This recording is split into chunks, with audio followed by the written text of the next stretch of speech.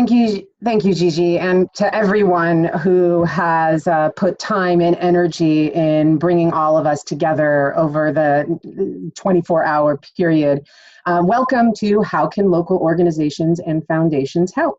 There are four of us here, and we'll share a little bit about each of our different organizations. We're going to try and keep it as quick and short as possible, and then get into some meat and conversations. Bryce is going to be fielding some questions, so please throw some questions at us as we will share as much insight as we can, but as we all know that our world is moving so rapidly these days, and we will take this time to grab a moment together and see how our organizations and what we've seen on the ground with foundations stepping in. So with that, let's knock it over to Vanessa Rose, who is going to start us out today. Thank you. Thanks, everybody. It's a pleasure to be here and be a part of this amazing, very mind-blowing number of hours of all the amazing people around the world gathering. And I'm glad that we can do this. So thank you to Gigi and Storm for spearheading all of this. So I work at American Composers Forum based in St. Paul, Minnesota. We're a national organization that supports and advocates for composers, music creators. And we are all about creating a support network and community for those independent artists. So now is the time for us to be very present for our artists. So while we're not a foundation, we are a grant maker. So we are a conduit for a lot of grants. And we also, as advocates, serve on something called the Performing Arts Alliance, which is a group of the art service organizations around the countries who work to advocate directly to the government. We work with the NEA, for example, and just really work to make sure that artists are being visible and considered in a lot of the various policy making efforts, including the more recent ones. So I'm grateful for that.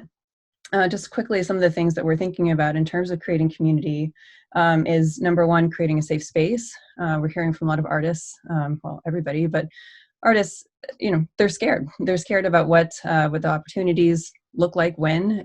Composers also are often somewhat invisible because they're not on a stage performing. So, how do they get paid? What is their participation in this? So it's been really meaningful just to reach out to people and have a space for people to share what they're thinking about.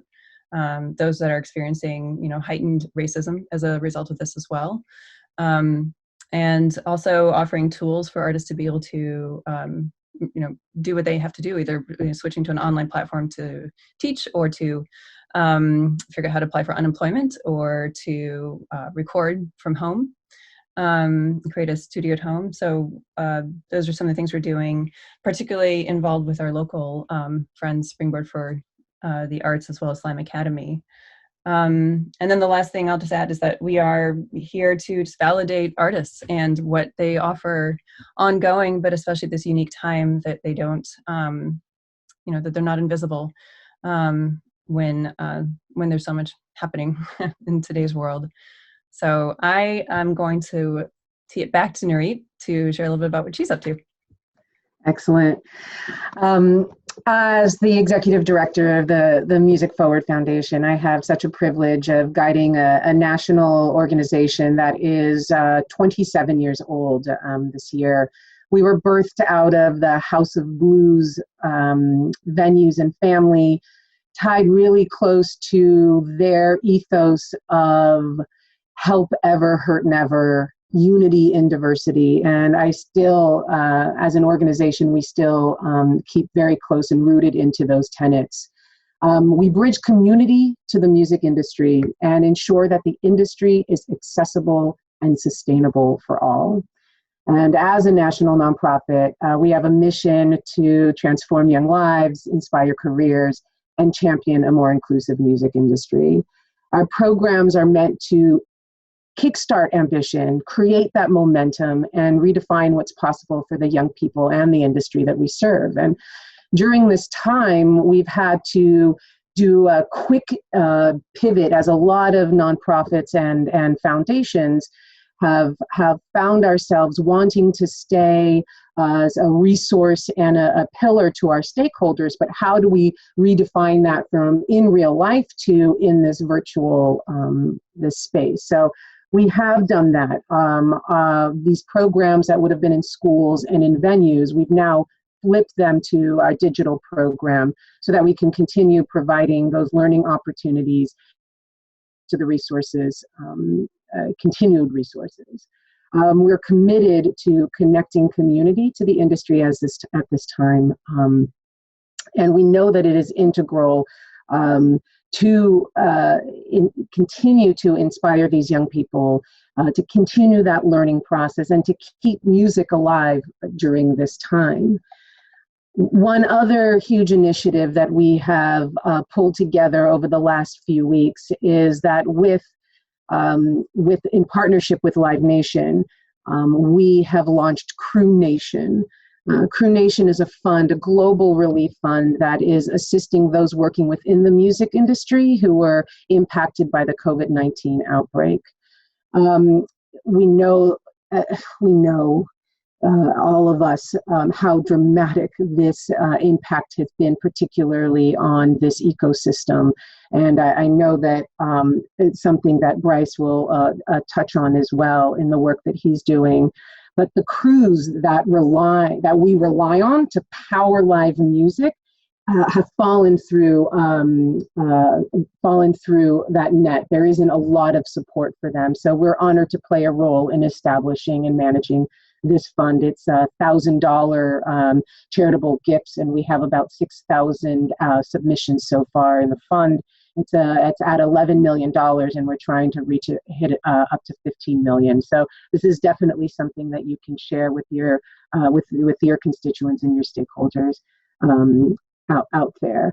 I think we're constantly, how can we stay relevant to the industry that we are connected to, but responsive to the young people and the stakeholders that we serve.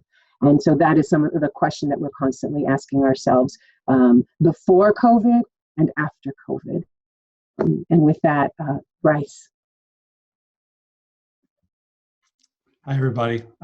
Pleasure to be here. It's a real privilege to be on this panel with you smart folks, and also just to be in this conversation. There have been some amazing ideas and insights shared already. And I know Quinde in one of the panels talked about the importance of networks and how the music industry tends to be sort of siloed and not well networked. And I think this reflects the sort of burgeoning networks of those of us who are trying to support the musicians and music industry going forward. So glad to be here. Bohemian Foundation is a private family foundation in Fort Collins, Colorado, about 60 miles north of Denver. The only sort of context I want to give to that, you can check out the website, bohemianfoundation.org, themusicdistrict.org, and washingtonsfoco.com for some more info. But the little bit of context I want to give is that we are a little bit of a weird bird in the foundation space, and that as a funder, we fund exclusively in the contemporary and popular music space. So think punk and hip hop and EDM and rock and Americana. So that is our sole focus. And we support a music ecosystem in northern Colorado where we include anyone from youth and music teachers to musicians and music-based businesses, and live music, and not just the bands, but everybody involved in producing live events and festivals. And so those are kind of our big areas of focus. To get to the sort of the question at hand in terms of what we're doing to respond to the global pandemic, we have been thinking in stages, like many people have, keeping in mind that in disaster philanthropy, there's a strong tendency for a lot of money to come early, and as public attention wanes but problems persist, that funding dries up and there are fewer people in that medium and long-term strategy game. And so we've been really trying to think of what are we going to do in the short term, where of course there are immediate relief needs, but what about the sort of intermediate and long plays? And that may be more important now than in previous events. And so in our short-term relief, we're doing a few things. We have a music relief fund, which is open to music workers in northern Colorado. Again, music writ large, whether you're a musician or a publicist or you work in crew, you're in our constituency. and that's up to $1,000 to cover immediate relief, things like paying rent and buying groceries. It's pretty straightforward, and I think been pretty effective so far. You can find more information about it on our website. And if you're a funder out there and want to kind of know how we navigated the ability to get funds, because it's not a grant to an individual, it's cash. It's a non-taxable gift to those experiencing financial distress. So that's been one of our plays. We, like many funders, have been flexible in our existing grants. We've allowed our grantees to pivot what were program grants to general operating support grants. And we have a responsive grant program called Muse that's open right now, where again, we can offer general operating support or program support. We're simply asking our applicants to explain to us, like, hey, if you are organizing a public festival, what's your plan if you can't do it in September, which is a strong likelihood. And then we sort of came out of the gate knowing that no matter how generous philanthropy was going to be, and I think we're a very strong supporter of music in our community, our funds would pale in comparison to things like federal relief funds coming, namely in the United States, the CARES Act. And so we would need to help our community access those funds, but we knew that it wasn't as simple as pointing somebody to a website and going, here, apply for unemployment insurance. There's a strong DIY bootstrap mentality in the music community that we support. Some other panelists have addressed this.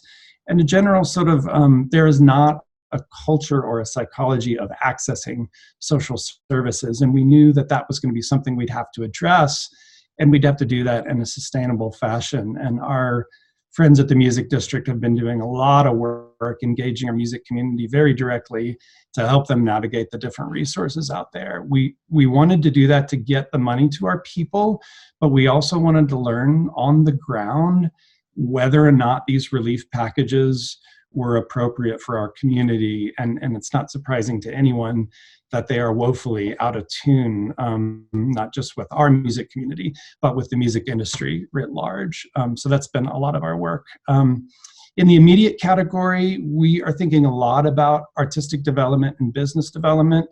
It is not the global pandemic that caused us to need to have viable online business models. That was true of the music industry before, and it absolutely will be true of the music industry afterwards.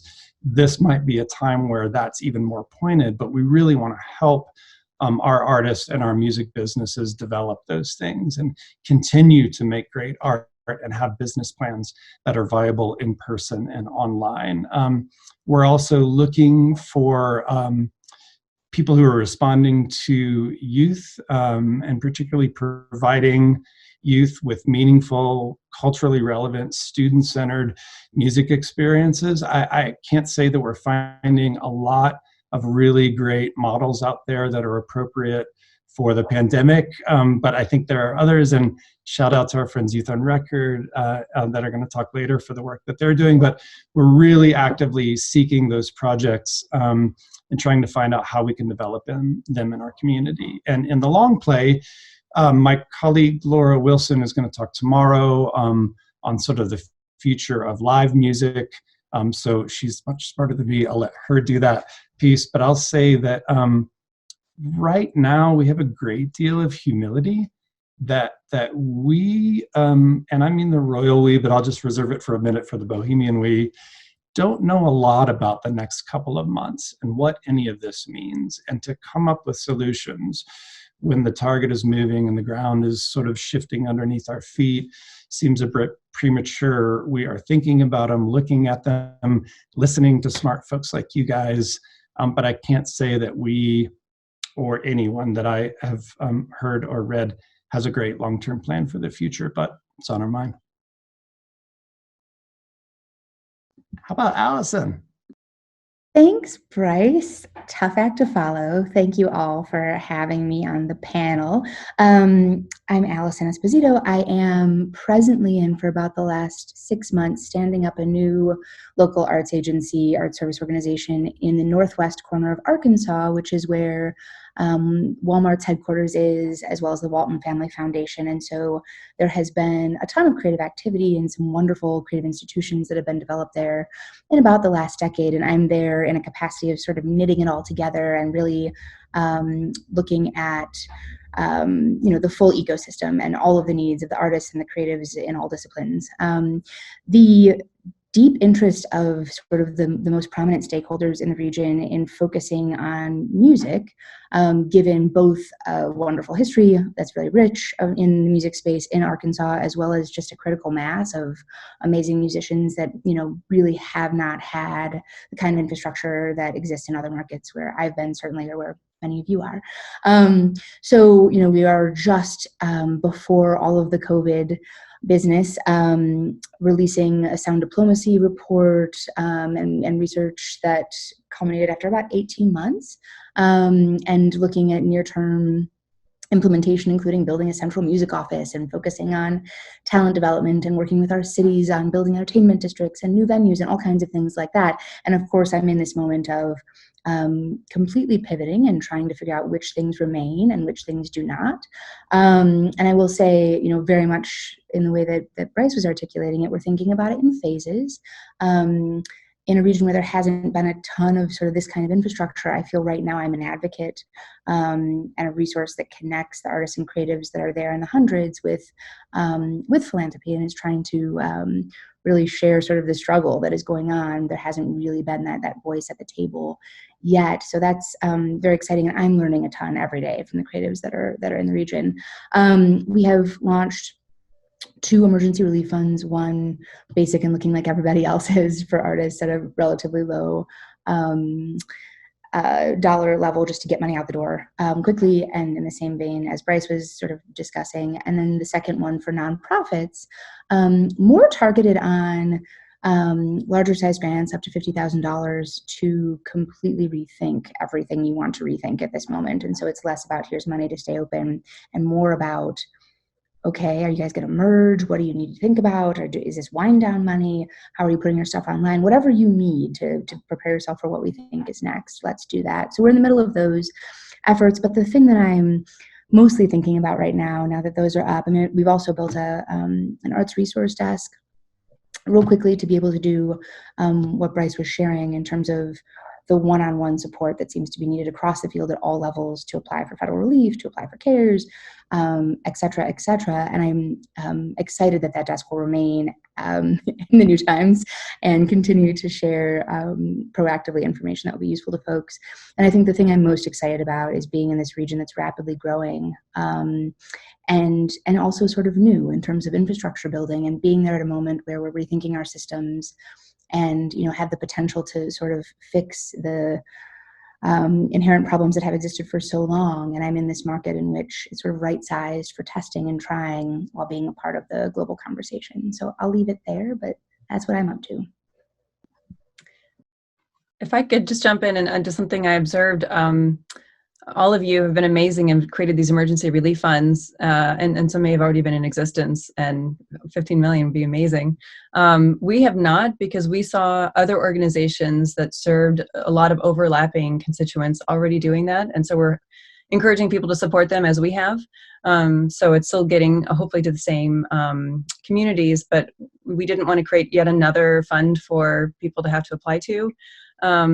That said, I don't know if you all have these resources, but this is our colleagues here, Springboard for the Arts, created a PDF. It's a PDF link I just added for how to create your own relief fund, if that's helpful, if that's something you're considering, those of you who are watching. And I'm sure my colleagues here have a lot of great advice too. Yeah, Springboard was really early out of the gate to both create those funds and then lead a conversation about, hey, if you want to do this, here's what we're learning. I think they had a webinar in like mid-March, around the 20th or something like that, already convening folks. They're always some of the smartest people in the room, so good catch there. So we are going to pivot into more of a conversation and questions. And I warned the panel that if we don't get good questions from the audience, I'm just going to ask you about cocktail recommendations, because in color it's fun. Happy hour time. So yeah. We are happy to talk about good drinks right now. But please there ask is a us, question in the chat bar. So in the Q&A, excuse me. So Tyler has a question. What are some strategies you have in mind to prevent everyone just donating at the start and having little contribution to later phases? And that was kind of framed a little earlier. Well, what would you want to see in a post-COVID music industry? Yeah. I mean, I think that's a great question. I think a couple of the panelists have touched on it, and I think that, you know, what this crisis has shown us is how undercapitalized and under-resourced this ecosystem is.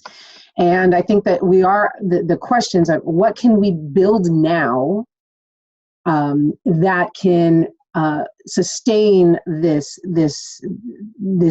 industry that we all are in, so that it's much healthier, not just through this crisis, but beyond this crisis. And what are the partnerships? What are the relationships in our aspirational vision of humanity that we hope is part of what we're able to maintain and retain through going through this together. The humanity, the humility, all of that we were talking about. I have to say I don't have an answer to that. I know that this has awoken advocacy in a lot of people because they're aware that that they are missing out, or this was the time I needed to ensure that policy was in place, or that safety net or that social mechanism was in place. So I'm really thinking about how philanthropy, how the public-private partnerships, and how philanthropy can advocate and encourage social services and things that we feel are rights and not just privileges for some people. How can we leverage dollars from the philanthropic side to ensure that the government and our civic leadership is ready and present to support this industry? I totally agree, Nurit. I also think that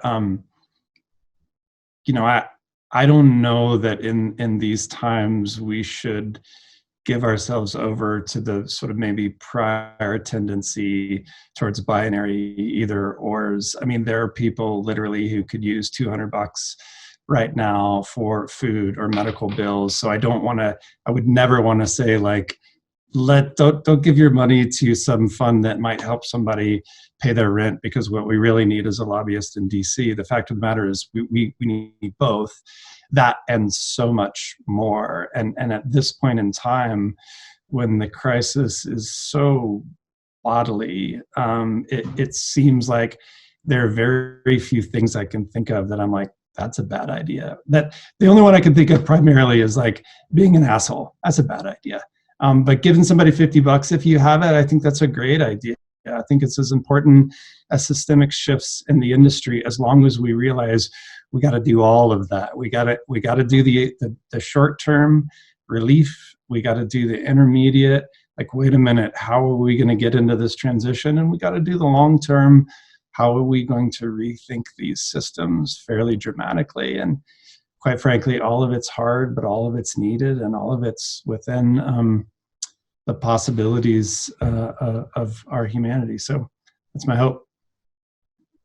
Yes, and yes. I'm very curious. I do not have the answer to this, but we've been exploring this idea of giving circles. We live in an area that has a lot of co-op bike stores and ice cream places, and we're thinking, what if we applied that to our own community? You know, how do we support each other at this time? And because it needs to be a sustained effort and not the one time, you know, we need to be think beyond the emergency grant, which is extremely helpful at this moment, but what happens 6 months, 12 months from now?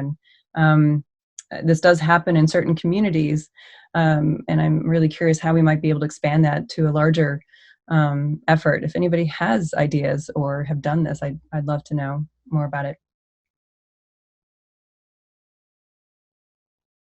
We have 2 minutes left, maybe even a minute and a half. Oh, there's Gigi. Maybe the No, I was going to say that one of the questions that's come up at the end of many of these sessions so far is how would you like people to reach out to you? And some people have shared phone numbers and email addresses. Some have sent to websites. We've posted a lot of your links here, and we'll move those over into the Slack channel. And I posted in the invitation to the Slack channel. I think we have about 50 or 60 people who've been hanging out in there and having the continuing conversation, because this goes away at the end of the conversation. How can people connect with your organizations, or if they have organizations that make sense to connect with your organizations? You can say it or put it in the chat bar, and then that will be a great way to wrap up. What do you need, and how can people get a hold of you?